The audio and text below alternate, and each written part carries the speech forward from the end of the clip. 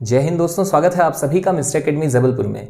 हिंदी की श्रृंखला के अंतर्गत रिसेंट पे हमने संज्ञा टॉपिक का अध्ययन किया हुआ है। संज्ञा के बाद यदि हम बात करें कि अब हम किसका अध्ययन करने जा रहे हैं, तो संज्ञा एक विकारी आपका शब्द आएगा, संज्ञा से रिलेटेड जो भी है, ठीक है। तो विकारी में ही इसके विकारी तत्व अर्थात संज्ञा में विकार उत्पन्न करने वाले जो अव्यय हैं, जो तत्व हैं, जैसे कि लिंग, वचन और कारक, अब हम इसका अध्ययन करने जा रहे हैं। तो यदि हम बात करें इसकी परिभाषा की, तो आपको बता दें कि संज्ञा के जिस रूप से किसी व्यक्ति, वस्तु, पदार्थ या किसी पेशा के जाति का बोध होता है, जाति का अर्थात होता है कि वह पुरुष जाति का है या स्त्री जाति का है। यदि इसका बोध होता है तो वह आपका लिंग कहलाता है। हम इसे दूसरे रूप में यदि देखें तो लिंग का शाब्दिक अर्थ होता है निशान या चिन्ह, ठीक है। यानी कि यदि हमें अब बात करें हम इस चिन्ह की, तो चिन्ह या निशान भी क्या है, तो ये फिर से उसी ओर इशारा करेगा कि भाई ये जाति क्या है इसकी, पुरुष या स्त्री। तो अब आगे हम इसी का अध्ययन करने जा रहे हैं। आपको बता दें कि लिंग जो कि हमने देखा कि दो प्रकार का है, पुल्लिंग या स्त्रीलिंग। तो आगे इसी कड़ी में अब हम देखेंगे कि आखिर पुल्लिंग की पहचान कैसे करें और स्त्रीलिंग की पहचान कैसे करें, और क्या होता है पुल्लिंग और क्या होता है स्त्रीलिंग। तो बहुत ही आसान है। आप यदि इसे नोट करना चाह रहे हैं तो आप इसे नोट भी करते चले जाइए, ताकि आपके पास एक नोट्स हो। प्रॉपर नोट्स होने पर रिवीजन करने के लिए आसानी होती है। बात की जाए जब पुल्लिंग की, तो पुल्लिंग क्या है? ऐसे शब्द जो पुरुष जाति का बोध कराते हैं वे पुल्लिंग कहलाते हैं, और ऐसे शब्द जो स्त्री जाति का बोध कराते हैं वे स्त्रीलिंग कहलाते हैं। फॉर एग्जाम्पल के लिए यदि हम यहाँ पर देखते हैं तो हमें एक एग्जाम्पल देखने मिलता है मुख्य तौर पर कि भाई घोड़ा, कुत्ता, आदमी, है ना, इत्यादि यदि हम इन्हें देखते हैं तो हम पाते हैं कि ये आपके पुरुष जाति का बोध करा रहे हैं। तो ये आपके क्या हो गए? पुल्लिंग। इसके अलावा यदि हम बात करते हैं तो लड़की, शेरनी, रानी, झोपड़ी, ये सारी चीजें आपकी चूंकि स्त्री जाति का बोध करा रही होती हैं, तो ये आपके स्त्रीलिंग के अंतर्गत आते हैं। अब हम इसे कैसे पहचानेंगे ये सभी हम देखने जा रहे हैं। उसके पहले आपको यहाँ पर बता दें कि आपका एक फैक्चुअल क्वेश्चन आता है, हिंदी में लिंग का निर्धारण कितने आधार पर किया जा सकता है। तो मुख्य तौर पर हिंदी में लिंग का निर्धारण 3 प्रकार पर या 3 आधार पर किया जा सकता है, जिसमें हमें देखने मिलता है सबसे पहले रूप के आधार पर, इसके बाद सेकंड नंबर पर है प्रयोग के आधार पर, और तीसरा है आपका अर्थ के आधार पर। बात की जाए रूप के आधार पर की, तो रूप के आधार पर लिंग निर्णय का तात्पर्य है शब्द की व्याकरण बनावट, ठीक है, जो उसके व्याकरण की बनावट है, शब्द की रचना में किन प्रत्ययों का प्रयोग हुआ है तथा शब्दांत में कौन सा स्वर है, इसे ही आधार बनाकर इसमें लिंग का निर्धारण किया जाता है। एग्जाम्पल के लिए यदि हम बात करें तो जैसे घोड़ा का घोड़ी, इसके अलावा यदि हम बात करें तो गधा का गधी, तो ये सारी चीजें आपके रूप के आधार पर हम धीरे धीरे इसे समझेंगे। देखिए यहां पर सिर्फ और सिर्फ इतना ही महत्वपूर्ण था कि भाई आप इसमें लिंग का जो निर्धारण है वो कितने आधार पर कर सकते हैं। तो मुख्य तौर पर आप 3 प्रकार से कर सकते हैं। ये आपका एक फैक्चुअल क्वेश्चन होगा। आगे हम इसमें जब क्वेश्चन आंसर सीरीज लाएंगे तो उसमें आप देखेंगे कि प्रश्न किस हिसाब से पूछे जाते हैं। सेकंड यदि हम बात करें तो प्रयोग के आधार पर भी लिंग निर्धारण आपको देखने मिलेगा।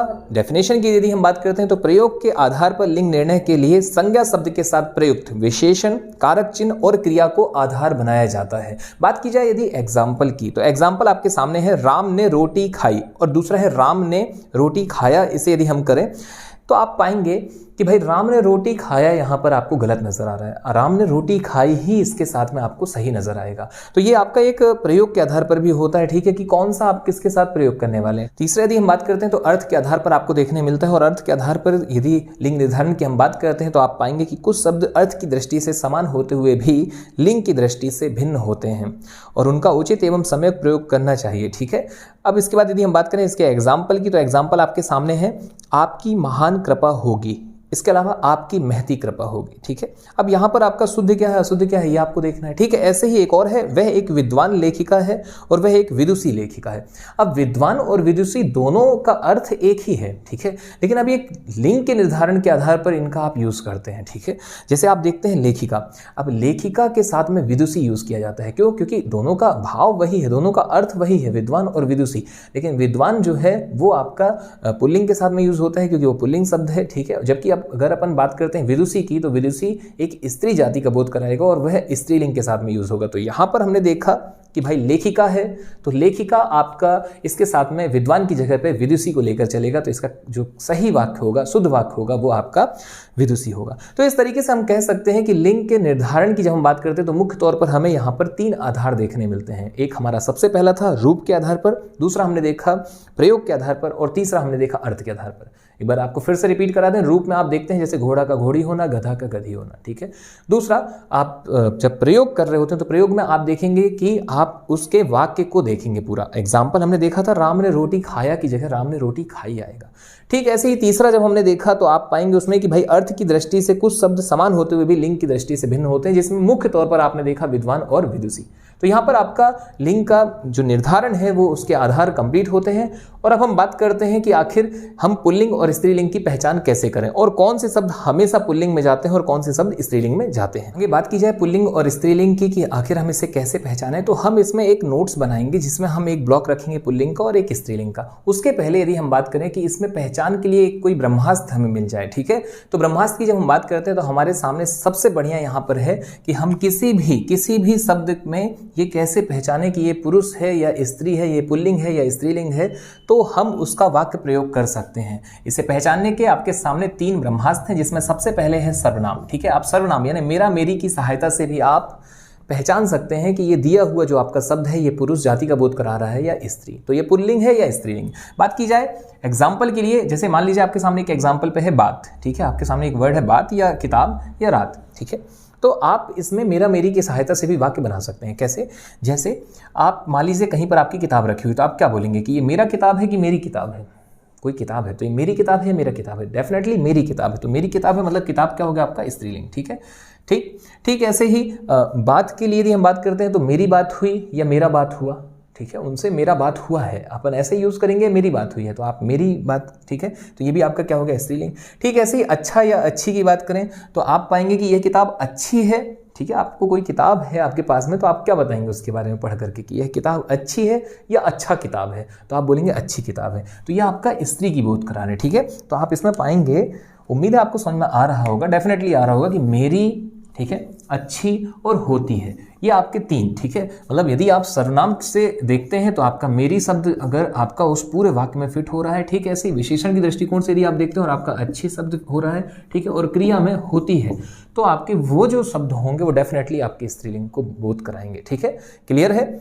यदि हम बात करें और भी एग्जाम्पल की, आप देखते हैं दिन और रात है। अच्छा, दिन होता है या होती है, दिन होता है, और रात होती है या होता है, तो रात होती है, तो ऑटोमेटिकली यहाँ पर आपको समझ में आ जाएगा कि भाई ये पुल्लिंग है या स्त्रीलिंग है। तो आप इसी आधार पर इनका जरूर पहचान करें। जब भी आप कहीं फंसें किसी एक वाक्य में तो वाक्य का प्रयोग जरूर करें, ठीक है, उसका वाक्य प्रयोग करें उस शब्द का, और उस शब्द को आप डेफिनेटली पहचान लेंगे कि इसमें पुरुष जाति का बोध है या स्त्री जाति का बोध है। तो चलिए ठीक है, अब हम आगे बढ़ते हैं। तो अब हम बात करते हैं कि भाई पुल्लिंग क्या है और स्त्रीलिंग क्या है। ठीक है, आप इसकी एक टेबल बना करके रखिए। पुल्लिंग में कौन आएंगे? मुख्य तौर पर यदि हम बात करें तो जितने भी पर्वतों के नाम होते हैं ये सभी पुल्लिंग होते हैं। जैसे एग्जाम्पल के लिए हिमालय, सुमेरु, विंध्याचल इत्यादि इत्यादि, जो भी आपके पर्वतों के नाम होंगे वे सभी आपके पुल्लिंग में ही आएंगे। इसके अलावा यदि हम बात करते हैं तो दिनों के नाम, जैसे सोमवार, बुधवार, गुरुवार, शुक्रवार, तो ये सभी आपका पुल्लिंग के अंतर्गत ही आता है। ठीक है, इसमें कुछ अपवाद है। जैसे यदि हम बात करें पर्वतों के नाम पे अपवाद की, तो आपके अरावली एक अपवाद है, नीलगिरी एक अपवाद है। ठीक ऐसे ही दिनों के नाम में यदि हम देखते हैं तो आपका सोम, मंगल, बुध, गुरु, शुक्र, शनि, रवि, ये सभी आपका पुल्लिंग ही होते हैं। नेक्स्ट यदि हम बात करें तो ग्रहों के नाम जितने भी होते हैं ये सभी आपके पुल्लिंग के अंतर्गत आते हैं, क्योंकि आप जब इनका उच्चारण करते हैं या आप वाक्य प्रयोग करते हैं, वाक्य प्रयोग में आपके वही तरीके होने चाहिए जो आपको पहले बताया गया कि आप मेरा मेरी कर सकते हैं, अच्छा अच्छी कर सकते हैं, होता होती। वाक्य प्रयोग आप देख सकते हैं तो वहां पर आपका वाक्य प्रयोग में वो बोध करा देगा कि ये पुरुष जाति है, स्त्री जाति है। ठीक है, जैसे एग्जाम्पल के लिए हम देखते हैं कि आपका बुध है, गुरु है, शुक्र है, ये शनि है, मंगल है। आप किसी भी यदि ग्रह की बात करते हैं आप उसमें वाक्य प्रयोग कीजिए।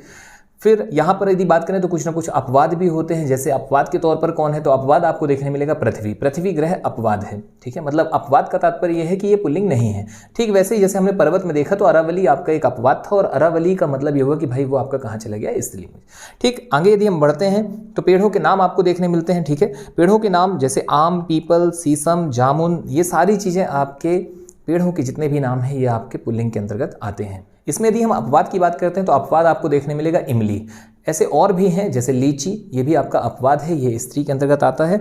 इसके बाद यदि हम बात करते हैं तो अगला हमें यहाँ पर देखने मिल रहा है कि भाई जो भी जल है, स्थल है, भूमंडल है, इनके जो भी आपके नाम हैं ये सभी भी आपके पुल्लिंग के अंतर्गत आते हैं। एग्जाम्पल के लिए आकाश, सरोवर, भारत, घर, पाताल, समुद्र, तो जितने भी स्थल होते हैं आपके, ठीक है, चाहे वो देशों के नाम हो, चाहे राज्यों के नाम हो, ये सभी आपके निश्चित तौर पर पुल्लिंग के अंतर्गत आते हैं।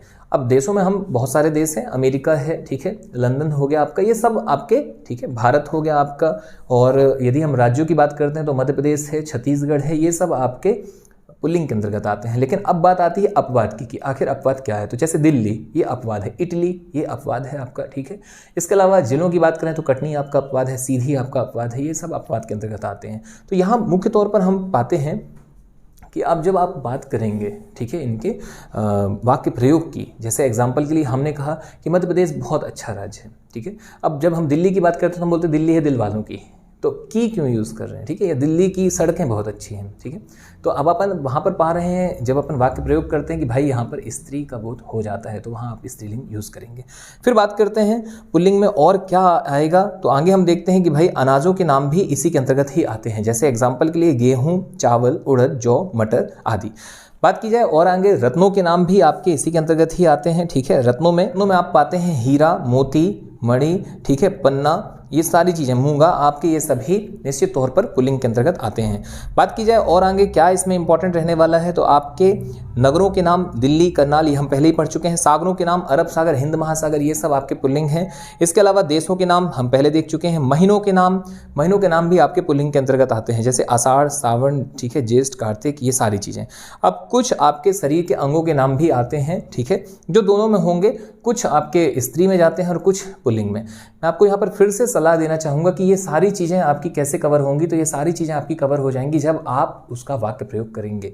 आप यहाँ पर पाते हैं हाथ, मुंह, नाक, कान, गला, ठीक है, पैर, ये सब पुल्लिंग के अंतर्गत आते हैं। जैसे एग्जाम्पल के लिए यदि मैं बात करूँ हाथ, तो हाथ टूट गया होता है या हाथ टूट गई होता है, तो आप खुद कहेंगे कि ये हाथ टूट गई नहीं होता है, हाथ टूट गया होता है। तो अगर हाथ टूट गया होता है तो निश्चित तौर पर आप पाएंगे कि ये आपका क्या हो गया है, पुल्लिंग का बोध करा रहा है। ठीक ऐसे ही यदि हम बात करते हैं मुंह, ठीक है, मुंह, या हम बात करते हैं मान लीजिए कान की, ठीक है, तो ये सारी चीज़ें आपके किसके अंतर्गत आएंगे, आपके हो जाएंगे पुल्लिंग के अंतर्गत। यदि हम बात करें यहाँ पर अपवाद की, तो आप अपवाद में पाएंगे कि नाक आपका यहाँ पर अपवाद है, ठीक है, ठीक, क्योंकि नाक जो है, नाक अपन कैसे यूज़ करते हैं इसका वाक्य प्रयोग, नाक कट गई, समाज में नाक कट गई या नाक कट गया होगा तो क्या होगा आप बताइए, तो इसका आंसर होगा नाक कट गई। तो जब यहाँ पर अपन कट गई यूज़ करते हैं, मतलब आप यहाँ पर पाएंगे कि आपको स्त्री जाति का बोध हो रहा है, और अगर स्त्री जाति का बोध होता है तो निश्चित तौर पर इसका करेक्ट आंसर होगा कि ये क्या है, स्त्रीलिंग है।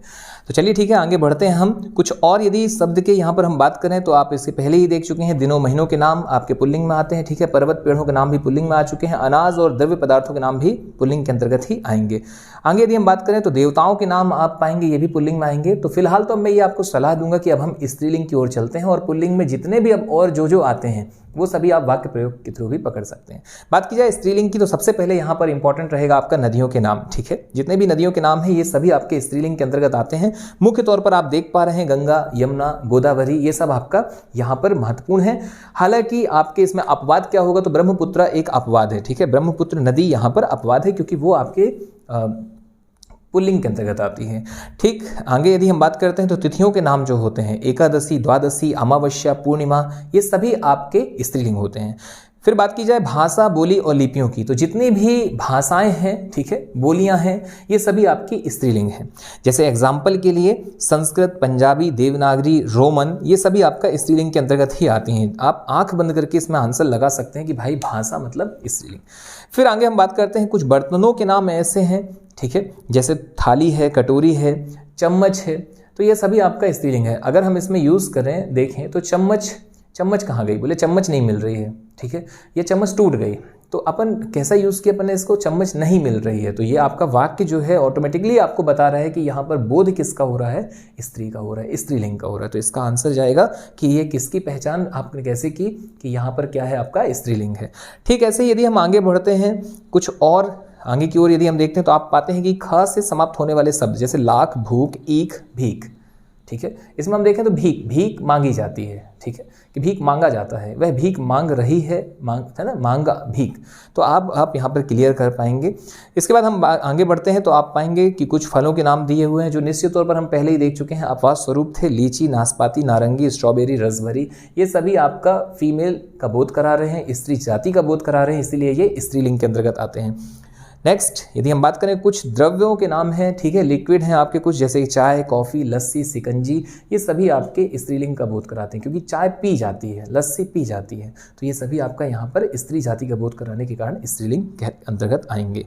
ठीक ऐसे ही आगे यदि हम बढ़ते हैं तो टा, वट, हट से समाप्त होने वाले शब्द, जैसे आहट, बनावट, झंझट, चिकनाहट, सजावट। यदि हम बात करें सजावट की, सजावट बोले उन्होंने बहुत अच्छी सजावट की थी, ठीक है, ठीक। ऐसे यदि हम बात करें बनावट, तो बनावट का भी आप बना सकते हैं, ठीक है। चिकनाहट बहुत ज़्यादा है इसमें, ठीक है। अच्छा, तो अभी अगर आप इनका यूज़ करते हैं, वाक्य प्रयोग करते हैं, तो आपका यहाँ पर स्पष्ट समझ में आता है कि भाई ये क्या है, यहाँ पर स्त्री का बोध करा रहा है, इसलिए ये आपके सारे स्त्रीलिंग के अंतर्गत आते हैं।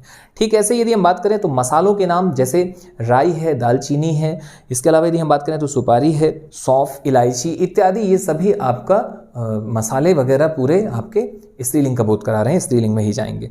आगे यदि हम बात करें अंगों के कुछ नामों की, तो जैसे आप यहाँ पर देखेंगे कि भाई कमर है, गर्दन है, जीभ है ना, आँख है, छाती है, ये सभी आपका स्त्रीलिंग कहलाते हैं, ठीक है। ये अंग के नाम आपके स्त्रीलिंग का बोध करा रहे हैं और स्त्रीलिंग में ही जाएंगे। आगे यदि हम बात करें कि स्त्रीलिंग में और क्या आएगा, तो आप पाएंगे कि स्त्रीलिंग के अंतर्गत ही सभी प्रकार के भाव आते हैं, जैसे दया, खुशी, सच्चाई, चिंता, जितने भी भाव वगैरह होंगे ये आपके स्त्रीलिंग के अंतर्गत आते हैं। इसके अलावा यदि हम बात करें तो आभूषणों के जो नाम होते हैं, जैसे साड़ी हो गई है ना, आपका सलवार, पैंट, कमीज, अंगूठी, रत्न, आपके ऐसे वाले, तो ये सारी चीज़ें भी स्त्री के अंतर्गत ही आते हैं। तो उम्मीद है आपके सब क्लियर हो रहे होंगे, और अंततः मैं एक ब्रह्मास्त्र आपको देता हूं, और वो ब्रह्मास्त्र यही है कि भाई one of the best option है, आप वाक्य प्रयोग कीजिए। आप ज़्यादा से ज़्यादा ऑब्जेक्टिव लगाइए। आप जैसे ही ऑब्जेक्टिव लगाते हैं और चीज़ों को वाक्य में प्रयोग करते हैं, आप स्वतः ही इसमें मजबूत होते चले जाते हैं, और आपकी कमांड इसमें जैसे बढ़ेगी, ठीक है, वैसे ही आपसे सारी चीज़ें सही होने स्टार्ट हो जाती हैं। अब आगे यदि हम बात करें तो आपका एक बहुत महत्वपूर्ण यहाँ पर मुद्दा है, और वो ये कि भाई कुछ शब्द आपके, ठीक है, जो पद सूचक होते हैं, पद सूचक शब्द ना तो स्त्रीलिंग होते हैं ना तो पुल्लिंग होते हैं, अपितु उन्हें उभयलिंगी हम कह सकते हैं, क्योंकि ये दोनों के लिए ही प्रयोग किए जाते हैं। जैसे एग्जाम्पल के लिए पार्षद, एग्जाम्पल के लिए सचिव, एग्जाम्पल के लिए गवर्नर, राजदूत, मुख्यमंत्री, प्रधानमंत्री, राष्ट्रपति, डॉक्टर, मैनेजर इत्यादि, ये सभी आपका निश्चित तौर पर इनमें आप देखेंगे कि भाई दोनों, अब जो बैठा है वो डिपेंड करेगा। जैसे एग्जाम्पल के लिए राष्ट्रपति की हम बात करते हैं, अभी वर्तमान में भारत के राष्ट्रपति, तो भाई भारत के राष्ट्रपति, भारत की राष्ट्रपति कौन, तो अब आप कैसे इसको निर्धारित करेंगे, क्योंकि राष्ट्रपति के पद पर कौन है, द्रौपदी मुर्मू है। तो अभी ये आपका मतलब कहने का ये है कि भाई पदों में दोनों आपके मिल सकते हैं आपको, ठीक है, इन्हें हम किसी एक वर्ग में रखें, ये न्यायोचित नहीं रहेगा। ठीक, ऐसे यदि हम बात करते हैं कि और क्या आपके लिए महत्वपूर्ण रह सकता है, तो इसमें आप देखेंगे विभागों के नाम, जितने भी विभाग होते हैं, चाहे जल विभाग हो, चाहे आपका सिंचाई विभाग हो या कुछ भी हो, ये सभी आपके विभागों के नाम पुल्लिंग के अंतर्गत आ जाते हैं। तो उम्मीद है आपका यहाँ पर पुल्लिंग और स्त्रीलिंग का पहचान करने का तरीका क्लियर हो रहा होगा। इसके अलावा भी यदि हम बात करें तो आप इसमें देख पा रहे हैं पुल्लिंग, जिन शब्दों का अंत अकारांत या आकारांत शब्दों से होता है वे प्रायः पुल्लिंग होते हैं, जैसे श्याम, राम, घोड़ा। आप इसमें देखेंगे इनका जो अंत है वो आ और बड़ा आ से हो रहा है। ठीक, ऐसे ही जिन शब्दों के अंत में वा, त्वा और या शब्द आते हैं वे भी प्रायः पुल्लिंग होते हैं, जैसे गौरव, गुरुत्व, शौर्य, म्रातत्व, भ्रातत्व, प्रेतत्व। तो जैसे ही आपने लास्ट में देखा कि भाई त और आधा व आ रहा है, तो ये आपका क्या हो जाएगा, यहाँ पर पुल्लिंग कहलाते हैं।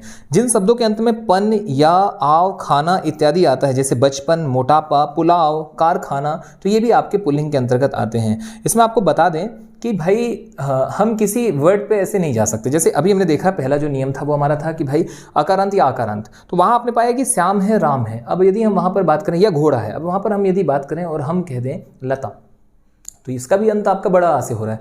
तो दरअसल में ये वाक्य प्रयोग के ऊपर डिपेंड करेगा कि वाक्य प्रयोग में आपका कैसा आ रहा है, ठीक है। और सामान्यतः यदि हम बात करें तो जो लताएं होती हैं जितनी भी, ठीक है, जैसे अमरबेल है और इत्यादि हैं, ठीक है, मालती है, ये सभी आपकी लताएं स्त्रीलिंग के बोध कराती हैं, स्त्रीलिंग के अंतर्गत ही आती हैं, ठीक है। आगे हम बढ़ते हैं, अब स्त्रीलिंग में जाते हैं। तो संज्ञा के वे शब्द जिनका अंत ईकारांत और ईकारांत शब्दों से होता है वे सभी स्त्रीलिंग होती हैं, जैसे एग्जाम्पल के लिए नदी, रीति, तिथि, हानि, चिट्ठी। इनमें सब में आप देखेंगे बड़ी ई आपको मिल रही है, ई मिल रहा है, और ये स्त्रीलिंग है, ठीक है। फिर इसके यदि हम अपवाद की बात करते हैं तो आपको देखने मिलेगा शनि, कवि, ऋषि, हाथी, ये सभी इसके अपवाद हैं क्योंकि ये पुल्लिंग में आते हैं, ठीक है। आगे हम बात करते हैं जिन शब्दों के अंत में आपको आई, इया, आवट, आहट, अत, ठीक है, या आया प्रत्यय मिलते हैं वे सभी स्त्रीलिंग होते हैं, जैसे लिखाई, डिबिया, मिलावट, घबराहट, सुंदरता, महिमा इत्यादि। ठीक, ऐसे अगले रूल के लिए हम बात करें तो कुछ जीव जिनमें पुल्लिंग और स्त्रीलिंग की पहचान करना कठिन होता है उन्हें हम मादा शब्द जोड़कर स्त्रीलिंग बनाते हैं। जैसे मच्छर का मादा मच्छर, चीता का मादा चीता, गीदड़ का मादा गीदड़। और कुछ भाववाचक संज्ञाओं में प्रायः स्त्रीलिंग शब्द ही प्रयुक्त होते हैं। जैसे एग्जाम्पल के लिए करुणा, दया, याचना, मधुरता, घृणा, सेवा, लालिमा।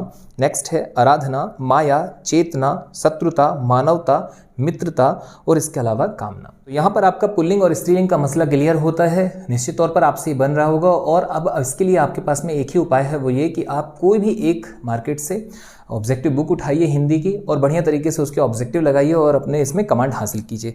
बात की जाए यदि कि अभी कुछ और बाकी है क्या, तो आप इसमें बस एक लास्ट रूल आपका और हो सकता है, वो है आपका पुल्लिंग से स्त्रीलिंग बनाने के नियम। ठीक है, उसे आप और नोट कर लें। पुल्लिंग से स्त्रीलिंग बनाने के यदि हम नियम की बात करते हैं तो इसमें आपको देखने मिलता है, सबसे पहले शब्द के अंत में आप आ लगाकर पुल्लिंग से स्त्रीलिंग बना सकते हैं। जैसे एग्जाम्पल के लिए मान लीजिए आपके सामने है छात्र और आपसे पूछा जाता है इसका स्त्रीलिंग क्या होगा, तो छात्र का छात्रा, अध्यक्ष का अध्यक्षा, सदस्य का सदस्या, शिष्य का शिष्या।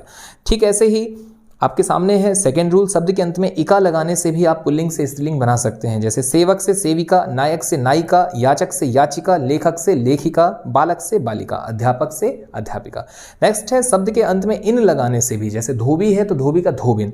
ठीक है, माली मालिन, सुनार सुनारिन, नाग नागिन, सांप, ठीक है, इसका आप देखेंगे सापिन इत्यादि। नेक्स्ट है शब्द के अंत में नी लगाने से, जैसे जाट तो आप पाएंगे जाटनी, हाथी तो हाथी में आप पाएंगे हथनी, नी लगा दिया आपने। ठीक है, नेक्स्ट है आइन, जैसे पंडित से पंडिताइन। नेक्स्ट गुरु से गुरुवाइन, चौधरी से चौधराइन, ठाकुर से ठाकुराइन। नेक्स्ट है आपका यहाँ पर कि आप ता को त्री करके भी आप यहाँ स्त्रीलिंग बना सकते हैं पुल्लिंग से। जैसे नेता से नेत्री, अभिनेता से अभिनेत्री, कर्ता से कर्त्री और दाता से दात्री, धाता से धात्री।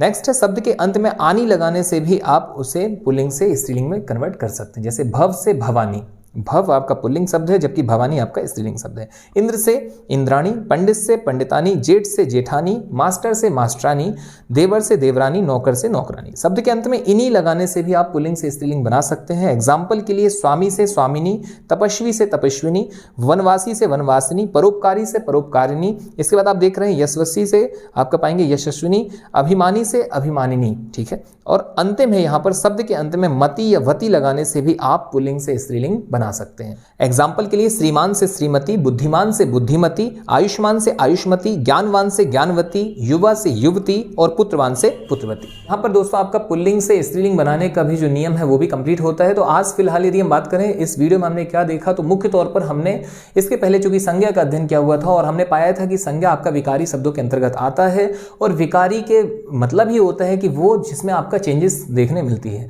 मुख्य तौर पर हमने यहाँ पर देखे कि जो इसके अव्यय थे, जो इसके तत्व थे जिनके कारण मुख्य तौर पर संज्ञा में आप विकार देखते हैं, वो कौन कौन से थे। तो आपने पाए थे कि लिंग, वचन और कारक।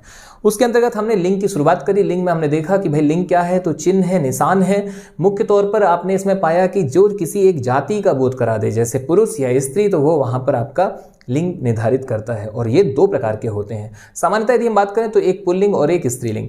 पूरी हिंदी में, पूरी की पूरी हिंदी में आप चाहे वह सजीव हो या निर्जीव हो, आप उसे दो भागों में बांट सकते हैं, या तो पुल्लिंग या तो स्त्रीलिंग। कुछ एक दो व्यवसाय, कुछ एक दो पद, कुछ ऐसे नाम हैं जहां पर आप पाएंगे उन पदों पे कि वहां पर आप डिसाइड नहीं कर पाते हैं पहले कि वो स्त्रीलिंग में है या पुल्लिंग में है। वो डिपेंड करेगा कि वहां पर कौन आपका बैठा हुआ है, ठीक है, कौन उस पद पर है, उसके आधार पर ही आप उसका लिंग निर्धारित करते हैं। आगे यदि हम बात करते हैं तो इसमें आपने दोनों को क्लासिफाइड करके देखा कि पुल्लिंग ब्लॉक में कौन कौन आता है, स्त्रीलिंग में कौन कौन आता है। और सबसे महत्वपूर्ण बात जो आपने इसका एक ब्रह्मास्त्र देखा कि आपने सर्वनाम का प्रयोग किया, मेरा मेरी, और उस आधार पर निर्धारित किया कि हम कैसे इसमें पहचाने कि पुल्लिंग है या स्त्रीलिंग है, तो उसके भाव से पहचानते हैं। दूसरा आपने देखा विशेषण अच्छा या अच्छी का प्रयोग करके, और तीसरा आपने क्रिया अर्थात होता है या होती है का प्रयोग किया। जैसे एग्जाम्पल के लिए रात, रात अच्छी है या अच्छी होती है, ठीक है, या दिन होती है या होता है तो दिन होता है। तो यहां पर आपका ये सारी चीजें कंप्लीट हुई। और इसके बाद यदि हम बात करें तो सबसे लास्ट में हमने कुछ नियम देखे पुल्लिंग से स्त्रीलिंग बनाने पे, जैसे एग्जाम्पल के लिए नेता का नेत्री। तो चलिए ठीक है दोस्तों, आज यहां पर आपसे विदा लेते हैं। मुलाकात जल्द इस टॉपिक के ऑब्जेक्टिव के साथ। धन्यवाद। जय हिंद, जय भारत।